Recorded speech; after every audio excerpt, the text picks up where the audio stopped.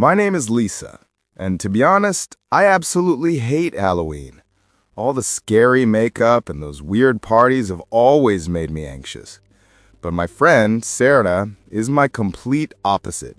She's obsessed with Halloween, and every year she drags me to some party or another. This year was no different. Sarah said, "Lisa, you have to come. It's my cousin's party and it's going to be a blast." I tried to say no a lot, but Sarah is too pushy, and I couldn't win. Finally, I gave in, but I set a condition. I'd only stay for 1 hour, and then I'd head straight home. Sarah just laughed and said, "Fine, but I know you're not going to want to leave." The party was at Sarah's cousin Chris's house, in a pretty upscale area of the city. We got there at 8 p.m., The house was decorated really well, with fake spider webs, pumpkins, and spooky lights everywhere. As soon as we went inside, the music was blaring and there was a huge crowd of people. Everyone was dressed in these really bizarre costumes. I went and stood in a corner to wait for Sarah, who immediately disappeared into a group of her friends. I pulled out my phone and started browsing social media.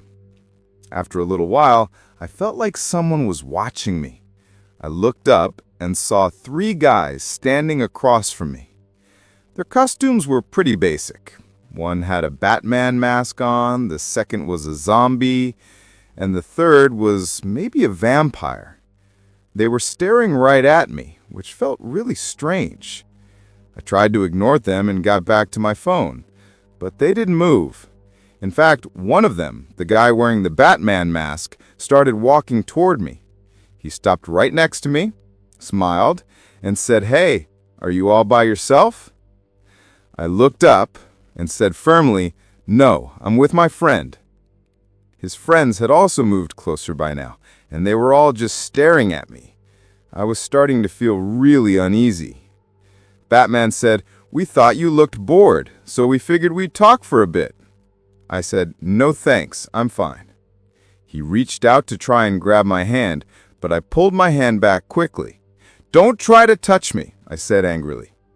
He and his friends looked at each other and laughed.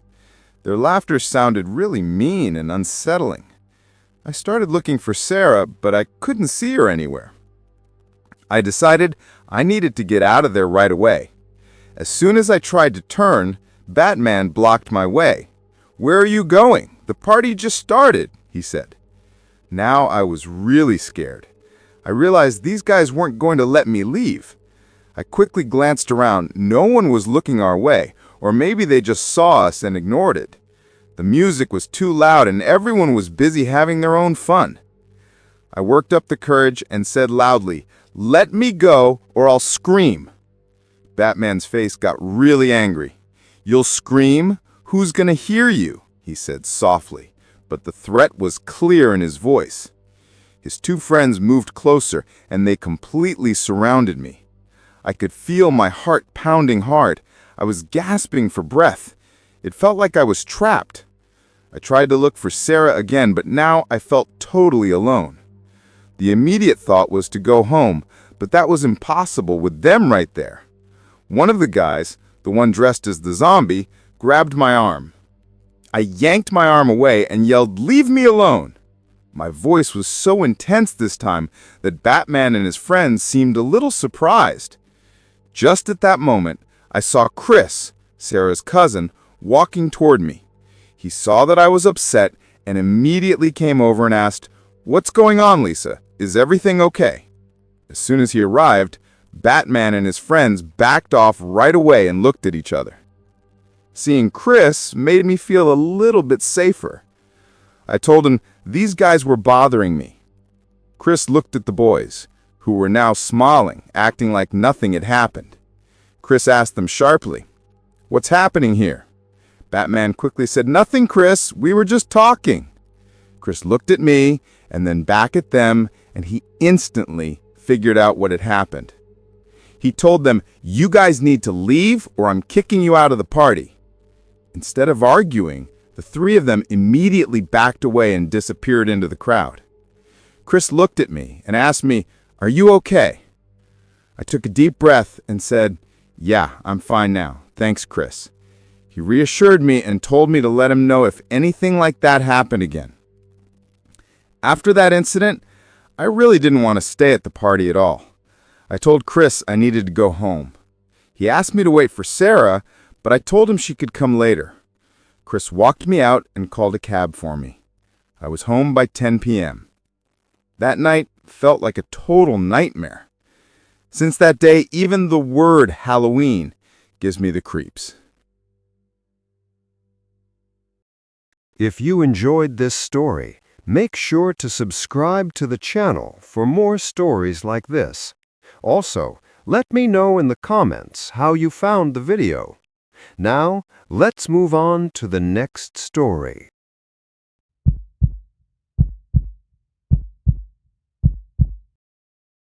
It was October, and Halloween preparations were in full swing everywhere.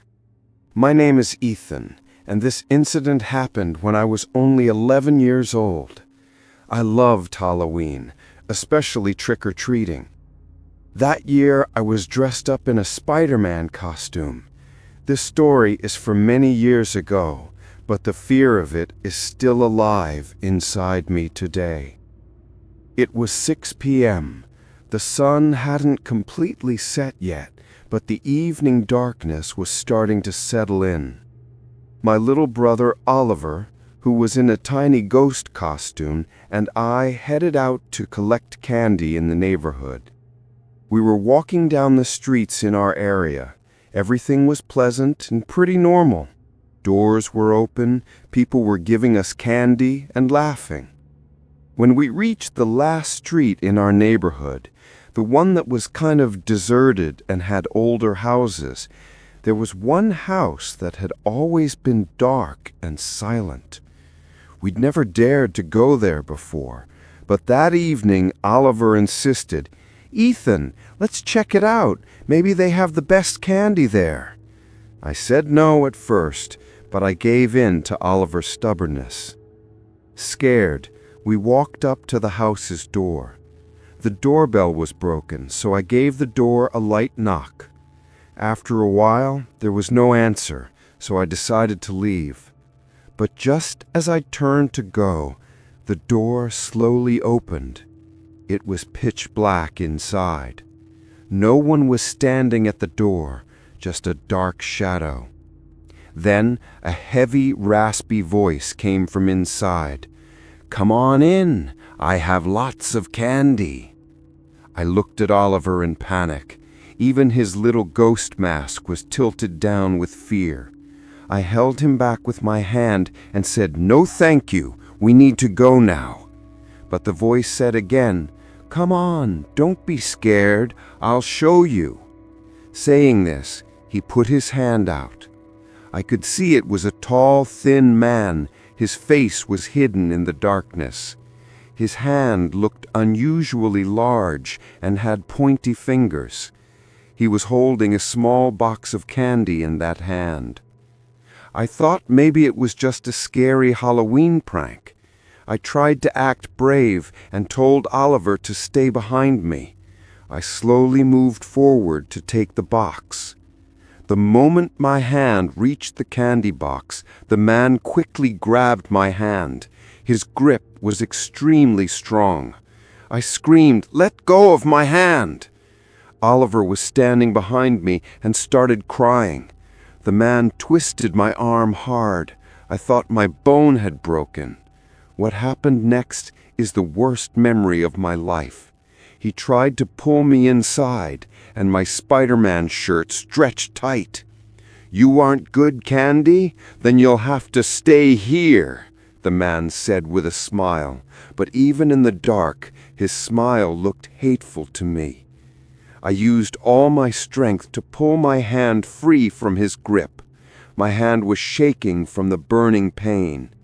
As soon as I was free, I grabbed Oliver and ran away as fast as we could. We didn't look back and ran straight home. My mom saw my injured and trembling hand. Crying, I told her everything that happened. Mom immediately told Dad, and they called the police. The police searched the house, but there was no one inside. The house was empty. The neighbors said the house had been closed up for months. I don't know who that person was or what he was trying to do to me, but the moment he grabbed my hand and tried to pull me in, that fear is stuck in my soul. After that incident, Oliver and I never stepped out again on Halloween. That was my last childhood trick-or-treat. That night proved to be the frightening end of my childhood. This isn't a story of some unseen monster for me, but a story of a human threat that any innocent child can face.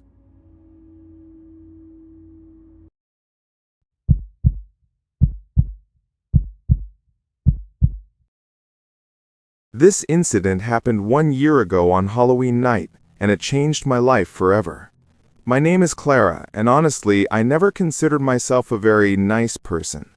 Especially on social media, I was pretty harsh and critical. I had really embarrassed a guy named Dylan. Dylan was my classmate. He was a bit quiet and loved art. Once, I had mocked a sketch he made and posted it online, which a lot of people laughed at. He was really hurt and stopped coming to college for a few days. I remember just ignoring it and thinking he'd get over it. On Halloween night, my friend Chloe and I hosted a fancy dress party. It was about 9 p.m. and my house was packed with people. I was dressed as an old Hollywood actress and was the center of attention. I felt very happy and content. At the peak of the party, I noticed a person standing near the door staring at me. His costume was really strange. He was wearing a long black robe and his face was covered by a mask that looked like a distorted clown. The mask had a smile, but the eyes looked like they were full of anger. This person was a complete stranger in my house. I had never seen him before. I tried to ignore him, but a little later he came and stood right next to me. I could feel his heavy breathing near my ear. I asked him, "Are you looking for someone?" He didn't answer. Instead, he held up a black card he was holding in front of me. It wasn't a regular Halloween card, but a thick, colorless card with a picture of me on it. The picture was from when I was sitting and laughing in the college cafeteria and had been taken secretly. Above the picture, written in red, were the words, "You made others laugh. Now it's your turn." My breath caught. I immediately knew that Dylan was behind this. He had chosen Halloween to get his revenge. My heart started pounding fast. I asked the masked person, "Who are you? What kind of joke is this?" He shook his head, as if saying it wasn't a joke at all. He put the card in my hand and immediately vanished into the crowd. I found Chloe and showed her the card. Chloe got worried too and said, "This is really weird and creepy." We immediately started looking for him, but he was nowhere to be found. I thought that was Dylan's one-time threat and now I was safe, but I was wrong. After the party ended, around 2:30 a.m., when everyone had left and I was cleaning up, I saw a mark on the glass sliding door of my house. It wasn't just a mark, it was the exact cartoon from my laptop screen that I had used to mock Dylan's sketch. Someone had painted it huge on the glass in red paint. And right next to it, on the outside wall of my house, someone had written in black, in big letters, "Now you'll know what embarrassment feels like." I was certain that this person had been hiding somewhere near my house until the party ended. He was bringing my inner fears to the surface. I knew this was just the beginning. I immediately called Dylan's phone number, but his number was disconnected. The next day, I opened my social media account and there were new posts about several old incidents related to my past shaming, all featuring that same distorted clown mask. Dylan was taking revenge on me in a way that became a constant source of fear for me.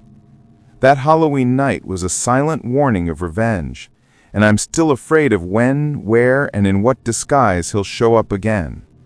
For me, Halloween now just means fear and anxiety.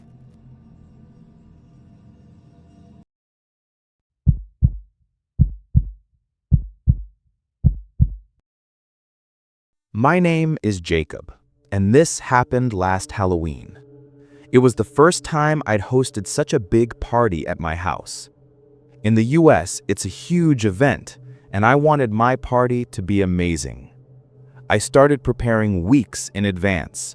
I decorated the house in spooky ways, webs, fake blood splatters, and dim, colorful lighting in every corner.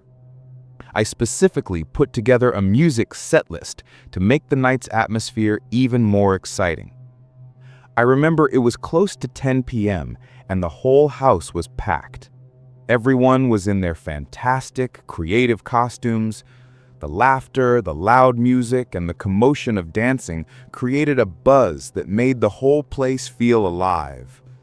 I was standing at a corner, watching everyone. I had the tired smile of a host, but inside, I was satisfied that everyone was having a good time. I was constantly glancing around to make sure there wasn't any mischief or trouble starting. At that moment, my eyes landed on a person who was standing completely silent, leaning against the wall in a corner. He looked totally out of place. His outfit was extremely simple. He was wearing an old, worn-out khaki trench coat, and on his face was a plain white, expressionless mask. The mask had no eyes, no mouth, just a smooth, chilling blankness. He was completely cut off from the party atmosphere, as if he'd come from another world. At first, I thought he might just be someone's quiet friend, but his demeanor struck me as suspicious. He wasn't talking to anyone, his hands were in his coat pockets, he wasn't dancing, he was just standing there, with his head slightly down, staring at everyone. The subtle movements of his neck showed that his gaze was analyzing one face after another. I tried to ignore him, thinking it was just Halloween theatrics, but my anxiety kept growing. Every time I snapped my gaze over to him, I was sure he was looking directly at me. It felt as if the mask's lifeless eyes were sensing my internal panic. A tiny bead of sweat appeared on my forehead. Finally, I couldn't stand it anymore and decided to clear my mind. I walked toward the dining room where my close friend Mark was standing, smiling with two new friends. I put my hand on his shoulder, and when he turned toward me, I lowered my voice and whispered in his ear. "Mark, dude, look over there, in that corner, the guy in the trench coat." My gesture was barely noticeable. Mark casually turned and looked at the person. He stared for a moment, then burst out laughing. His laughter was loud, which made my distress even worse. "Oh, you mean him?" Mark said, covering his mouth. "Come on, Jacob. It's Halloween. Everyone's costume can be weird. That mask is kind of scary and effective, right?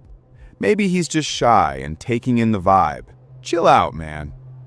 Mark tried to reassure me, but his lighthearted attitude didn't comfort me. My suspicion remained firm.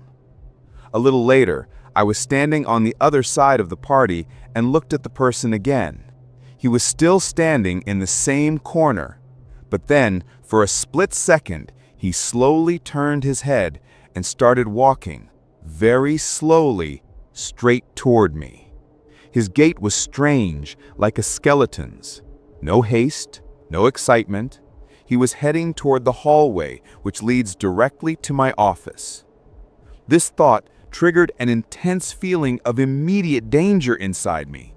I had some valuable items in my office, including my new laptop, which I had closed but not locked in my haste. The thought immediately crossed my mind that this person could not be a normal guest. I should have followed him right then. It was a natural reaction. But the responsibility of being a host and the awkward hesitation of stopping someone in front of everyone kept me frozen in place. Was I being overly suspicious of him? I thought. But along with the doubt, a cold wave ran down my spine. I immediately called out to Mark again, who was still in the dining room. My tone was now faster and more serious than before. "Mark, seriously, I really think that guy went toward my office. Come with me. Hurry, I urged him. We both pushed our way through the crowd, past tables and dancing people, and rushed toward the hallway. The sound of the party music faded in the hallway, and the lighting here was much dimmer than in the main hall. Our footsteps were clearer now. My heart was pounding fast, each beat doubling the growing fear. As we reached the office door, we heard a soft, muffled sound. It was the sound of the door slowly closing. It sounded like someone had gently secured the latch. We looked at each other. Mark's face was pale now. There was no laughter in his eyes. "Open it," I told Mark. We immediately opened the door. It was completely dark inside. We scanned the whole room, but no one was visible. I quickly reached for the light switch and flipped it on. Everything in the office, the files, the books, even the coffee cup on the desk, was in its place. Mark was standing right behind me near the doorway, breathing heavily. "See, Jacob, maybe you just—" He couldn't even finish his sentence when my eyes fell on the desk. "Wait!" My voice caught in my throat. Everything was in place, except for one thing. The key to my desk drawer. That small golden key that always sat in a little dish on the right corner of my desk was gone. My hands and feet instantly went cold. A combined feeling of fear and coldness gripped my entire being. Inside that drawer was a very valuable heirloom watch given to me by my father, my most prized possession. I felt around the desk with shaking hands and then reached for the drawer. The drawer was slightly ajar. No key was needed. It had been forcibly pulled open without unlocking the latch. I quickly leaned down and looked inside.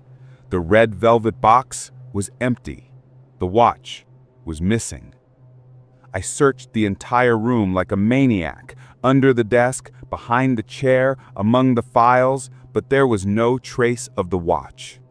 Mark was with me, completely stunned by the scene. His mouth was wide open.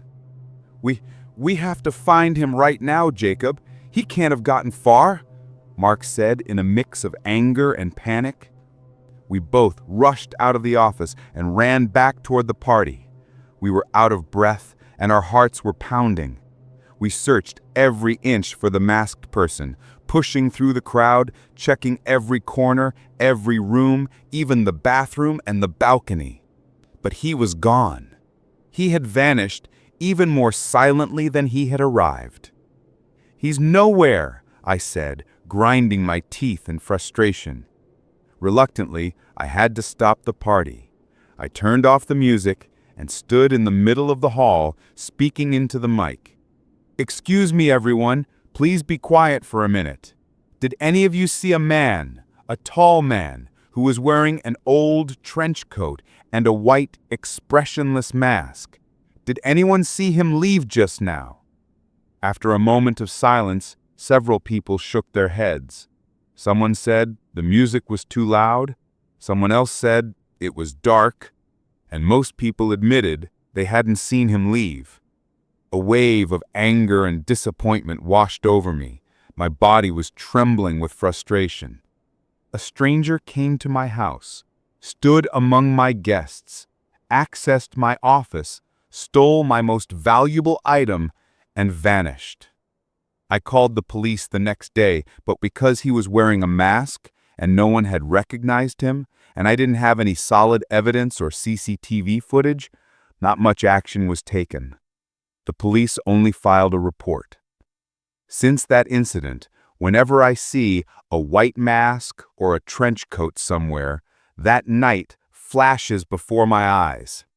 I am absolutely certain that the person came to my party solely to steal and used the Halloween disguise as the perfect opportunity.